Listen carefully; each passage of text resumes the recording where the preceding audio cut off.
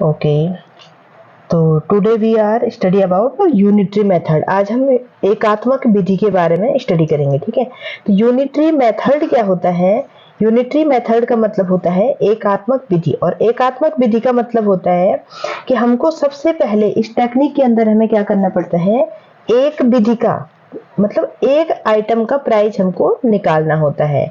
इस टेक्निक के अंदर हमको पहले एक आइटम का प्राइस निकालना होता है, और उसके बाद हम क्या करते हैं, उसके बाद हम नंबर ऑफ आइटम्स का प्राइस निकालते हैं। जितने भी आपको नंबर्स दिए हुए हैं उन आइटम्स का हम क्या करते हैं, प्राइस निकालते हैं। जैसे आपके पास 10 पेंसिल का प्राइस दिया हुआ है, आपके पास 10 पेंसिल का प्राइस दिया है, और आपको पहले क्या करना है, अगर 20 पेंसिल का प्राइस निकालना है तो सबसे पहले आप क्या करेंगे, सबसे पहले आप 1 पेंसिल का प्राइस निकालेंगे। इसको बोलते हैं यूनिटरी मेथड। यूनिटरी मेथड का मतलब हो गया एक आइटम का प्राइस निकाल करके, और जितने भी आइटम आपके पास मेंशन्ड है उन सब का प्राइस आपको निकालना है। आपके पास 10 पेंसिल का प्राइस आपको दिया है और आपको कहा जाए कि आपको 20 पेंसिल का प्राइस निकालना है, तो उसके लिए आपको सबसे पहले क्या करना है, आपको यूनिटरी मेथड की टेक्निक को अप्लाई करना है और सबसे पहले 1 पेंसिल का प्राइस निकालना। वहां 1 पेंसिल का प्राइस निकल जाएगा तो 20 पेंसिल को आपको मल्टीप्लाई करके उसका प्राइस निकल जाएगा। तो unitary method is a technique used to solve a problem where we first find the value of unit item by division and then find the required value by multiplication of the unit item by the number of item mentioned।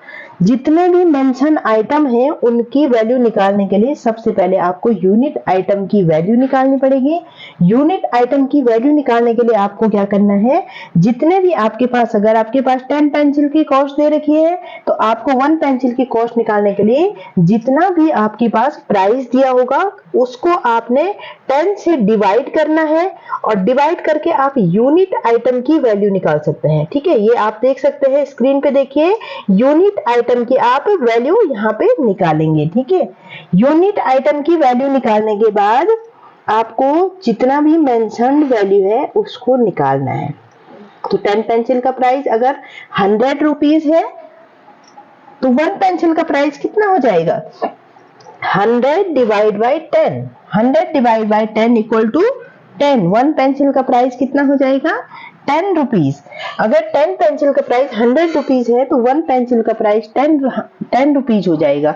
और 20 pencil का price निकालने के लिए आपको 20 into 10 करना पड़ेगा, multiply करना पड़ेगा। तो आपको 20 इंटू 10 इक्वल टू 200 होता है।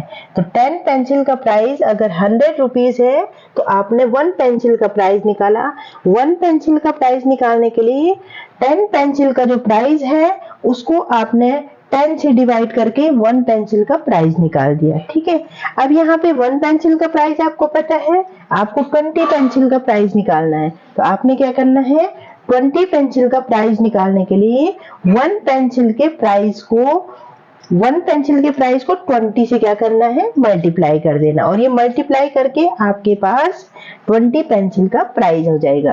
तो यही होती है यूनिटरी मेथड। तो बच्चों, यूनिटरी मेथड के अंदर क्या करते हैं, सबसे पहले आपको एक एकात्मक विधि बोलते हैं इसको, एक आइटम की वैल्यू निकालनी पड़ती है, और एक आइटम की वैल्यू निकाल करके आपको जितने भी आपके पास मेंशन्ड आइटम दे रखे हैं, आपके पास दे रखा है कि इतने आइटम की वैल्यू निकालनी है, तो उसको आपको एक आइटम की वैल्यू निकालने के बाद निकालनी है।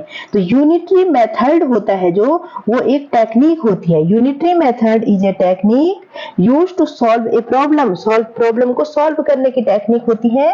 Where we first find the value of a unit item. आपको सबसे पहले फाइंड आउट क्या करना है, value of unit item by the division करके आप यूनिट आइटम निकालेंगे। जैसे आप देखेंगे 10 पेंसिल का प्राइस है, आपको 1 पेंसिल का निकालना है, तो आपने यहाँ पे क्या करा, डिवीजन किया, and find the required value by multiplication, और आपको जो रिक्वायर्ड वैल्यू है उसको मल्टीप्लिकेशन के द्वारा आपने निकालनी है।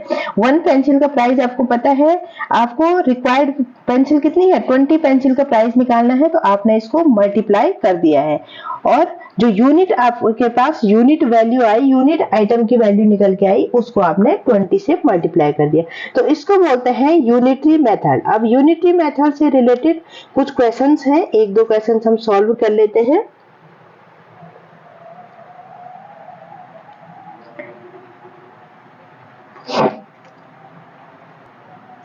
ओके, तो यूनिटरी मेथड के जो क्वेश्चंस हैं वो देखिए आप। क्वेश्चन आप अपनी बुक से देखेंगे, बुक में लिखा है what will be the price of 7 shirts if the price of such 3 shirt is Rs 1665।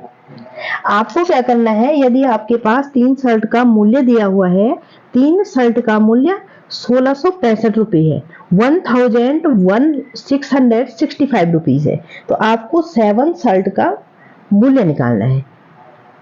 Question है what will be the price of 7 shirts if the price of such 3 shirt is Rs 1665। तो यहाँ पे क्या करना है, आपको क्या पता है, we know the price of 3 shirts, हमको 3 शर्ट्स का मूल्य पता है, we know the price of 3 shirt. तो 3 शर्ट का प्राइस आपके पास कितना दिया हुआ है, 3 शर्ट का प्राइस आपके पास दिया हुआ है 1665 रुपीज।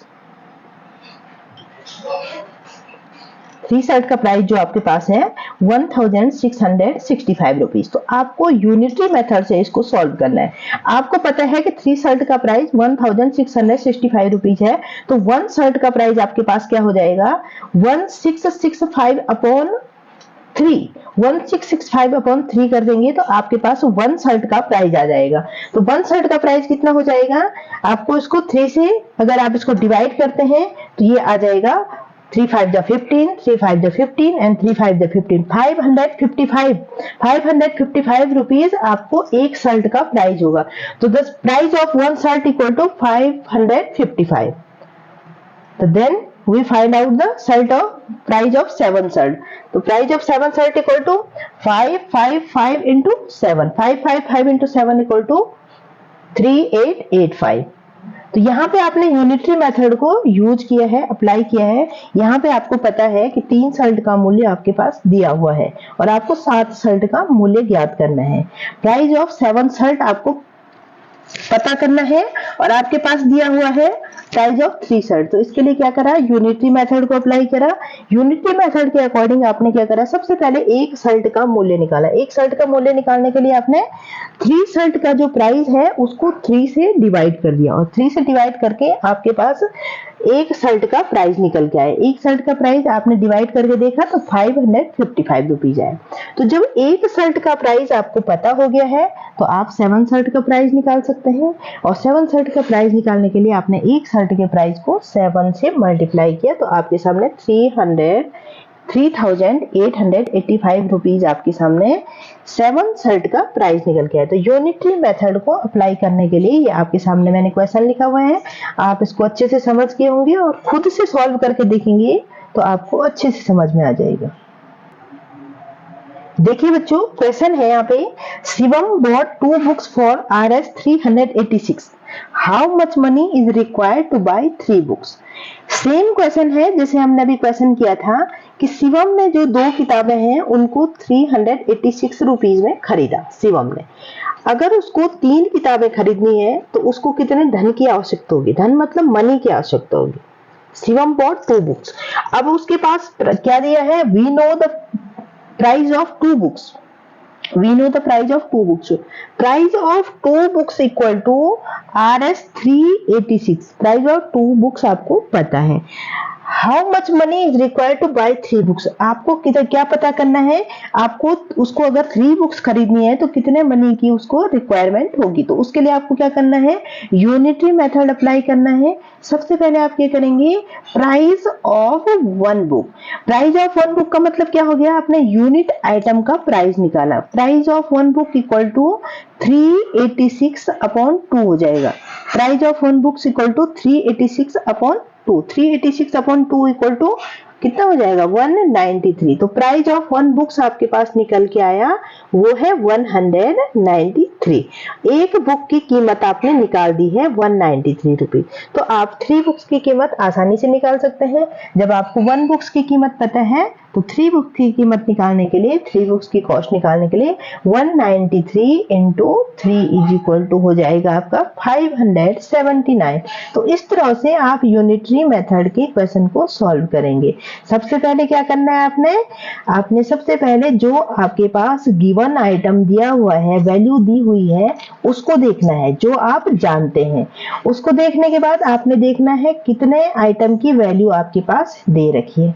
जितने आइटम की वैल्यू आपके पास दे रखी होगी उस वैल्यू में से आपने एक आइटम की वैल्यू फाइंड आउट करनी है। और जब आप एक आइटम की वैल्यू को फाइंड आउट कर लोगे तो आपको जितने आइटम के रिक्वायरमेंट होगी, जितने आइटम की वैल्यू आपने रिक्वायर निकालनी होगी, उसको उससे मल्टीप्लाई कर देंगे। तो यहाँ पे हमने इस क्वेश्चन को इस तरह से सॉल्व किया। तो यूनिटरी मेथड के अंतर्गत क्या होता है, सबसे पहले आपको एक आइटम की वैल्यू निकालनी होती है और उसके बाद आपको उन आइटम्स की वैल्यू निकालनी होती है जो आपके पास दिया हुआ होता है।